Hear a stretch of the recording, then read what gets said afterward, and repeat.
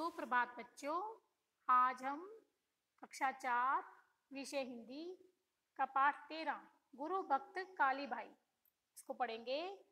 इस पाठ में दक्षिणी राजस्थान के डूंगरपुर जिले के गांव रास्तापाल के बारे में बताया गया है कि आज़ादी से पहले रास्तापाल जो गांव है वहां पर कोई भी सरकारी स्कूल नहीं था। एक पाठशाला प्रजामंडल चलाता था जिसके संरक्षक थे नाना भाई खांड और उसके शिक्षक कौन थे, सेगाबाई रोत। इस पाठशाला में अन्य आदिवासी बालकों के साथ एक कालीबाई नाम की भील कन्या भी पढ़ती थी। पाठशाला में देशभक्ति और अंग्रेजों के अत्याचार के बारे में बालकों को बताया जाता था। इससे परेशान हो रास्तापाल के जागीरदार ने कि वहां पे उनको अंग्रेजों के अत्याचार की कहानियां बताई जाती हैं, तो इससे रास्तापाल के जो जागीरदार थे वो परेशान हो गए और उन्होंने सामंत को सारी बात बढ़ चढ़कर बढ़ाई।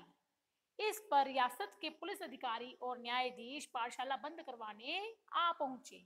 उन्होंने नाना भाई को स्कूल बंद करने के लिए कहा। नाना भाई और सेंगाबाई ने उन्हें समझाने का बहुत प्रयास किया।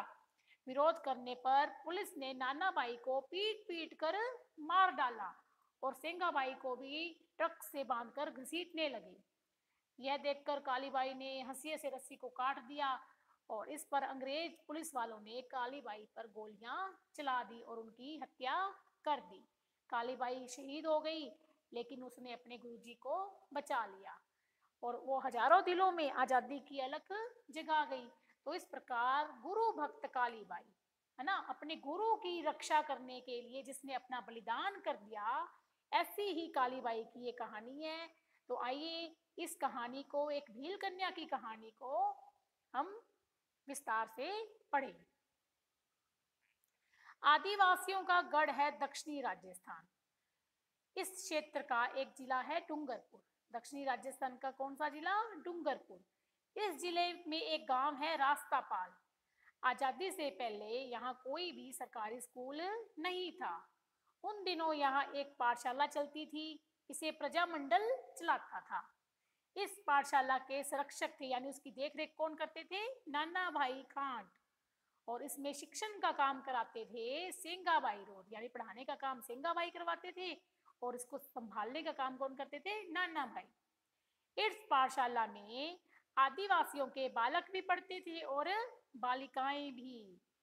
इन बालिकाओं में एक भील बालिका भी थी। क्या नाम था उसका? कालीबाई कलासुआ।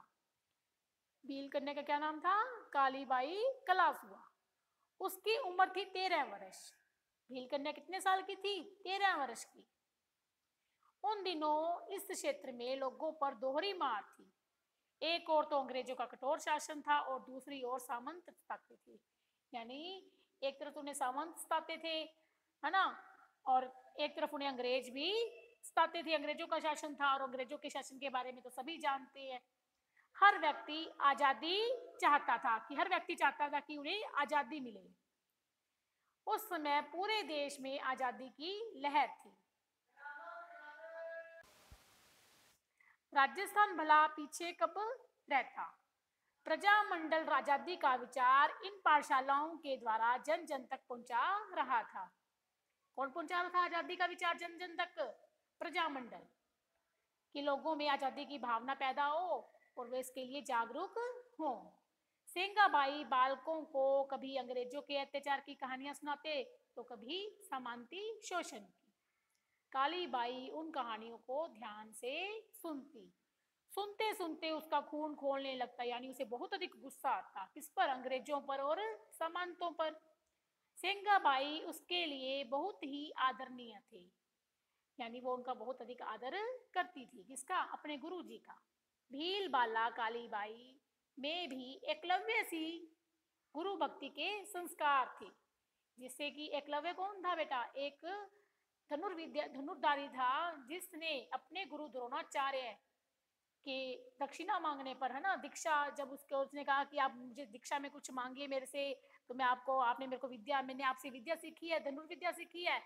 तो और द्रोणाचार्य चाहते थे कि अर्जुन सबसे श्रेष्ठ मेरा शिष्य हो, इसीलिए उन्होंने क्या मांगा था एकलव्य का? अंगूठा मांगा था। तो एकलव्य ने अपना अंगूठा काट कर अपने गुरु को अर्पित कर दिया था। तो वैसे ही भील कन्या कालीबाई थी, जिसमें कैसी भक्ति थी? गुरु एकलव्य की सी भक्ति थी। वह भी अपने गुरु की परम भक्त थी, यानी वो अपने गुरु जी को भगवान के समान मानती थी। प्रजामंडल, एक बार की बात है, प्रजामंडल के सदस्यों की बैठक चल रही थी। वहां नाना भाई भी उपस्थित थे। उस बैठक में उन्होंने प्रण लिया कि जब तक मेरी जान रहेगी तब तक मैं अपने गांव रास्तापाल की पाठशाला बंद नहीं होने दूंगा। क्या प्रण लिया नाना भाई ने? कि जब तक मेरी जान रहेगी मैं अपने गांव रास्तापाल की पाठशाला बंद नहीं होने दूंगा। वास्तव में वे चाहते थे कि हर बच्चे को अच्छी शिक्षा मिले, हर बच्चे के मन में देश प्रेम की भावना जगे।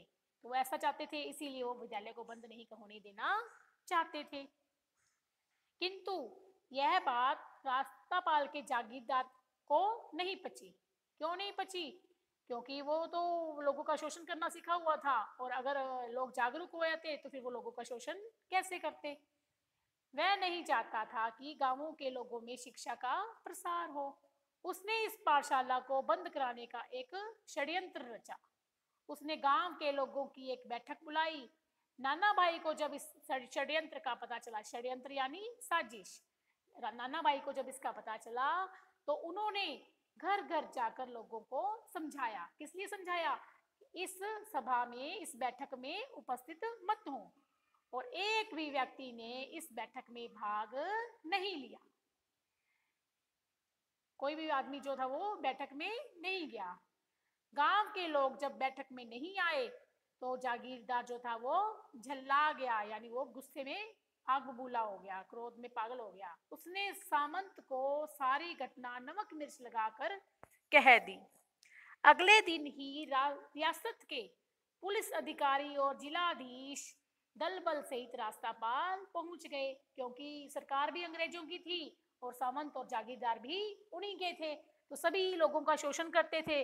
तो जागीरदार ने सामंत को भड़काया और सामंत ने पुलिस वालों को, अंग्रेज पुलिस अधिकारियों को, तो अंग्रेज पुलिस अधिकारी जिला न्यायाधीश को लेकर दल बल सहित कहाँ पहुंच गए?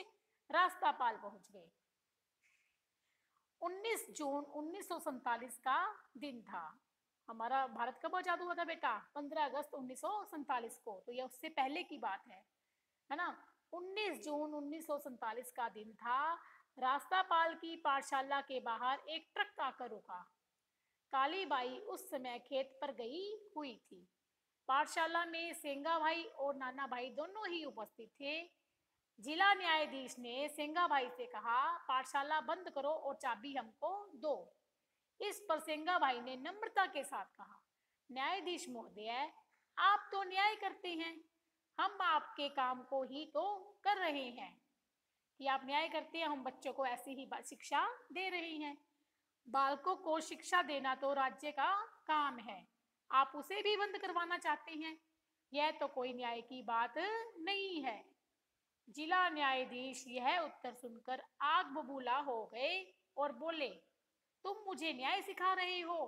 छोटे मुंह है बड़ी बात कर रहे हो? सिपाहियों, इसे ट्रक से बांधकर घसीटो।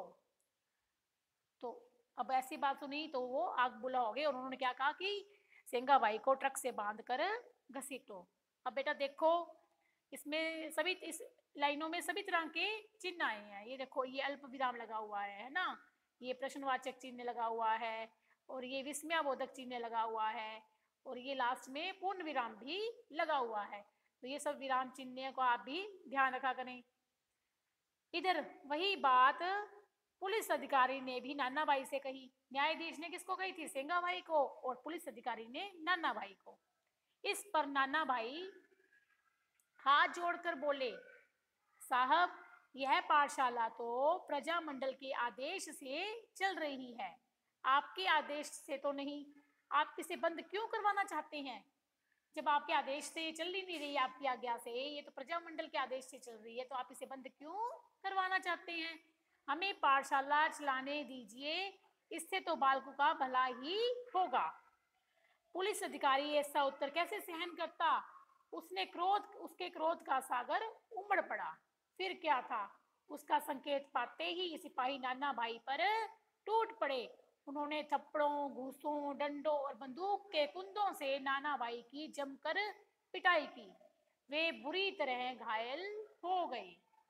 इसी बीच सेंगाबाई को ट्रक से बांधकर घसीटा जाने लगा। ये देखो, नाना सेंगाबाई को ट्रक से बांधकर घसीट रहे हैं ये अंग्रेज सैनिक है ना। और ये कौन है, ये काली बाई है। हाथ में क्या लेकर के इसने, हसिया। इसी बीच सेंगाबाई को ट्रक से बांधकर घसीटा जाने लगा। नाना बाई से यह नहीं देखा गया।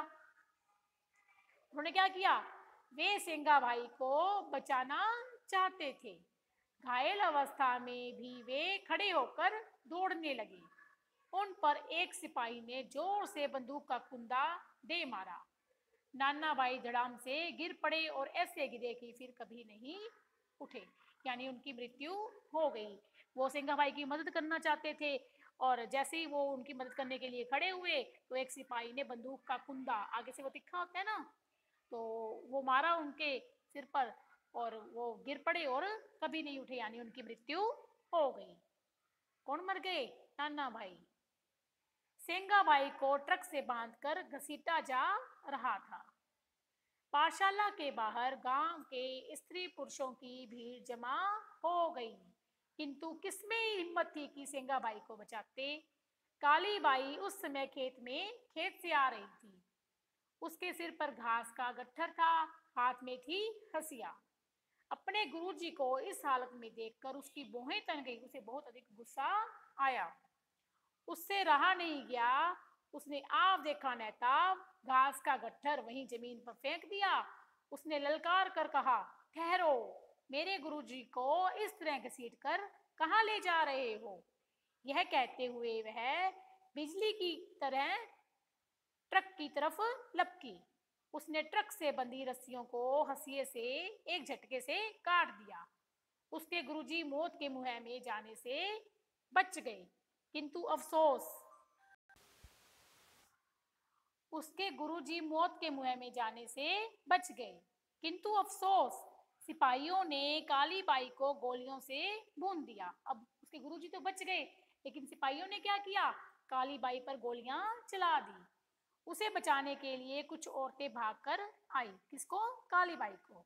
उन पर निर्मम पुलिस ने गोलियां बरसाई, यानी काली बाई को, तो ये देखो काली बाई है ना, उसको गोलियों से सिपाहियों ने भून दिया, यानी उस पर गोलियां चला दी।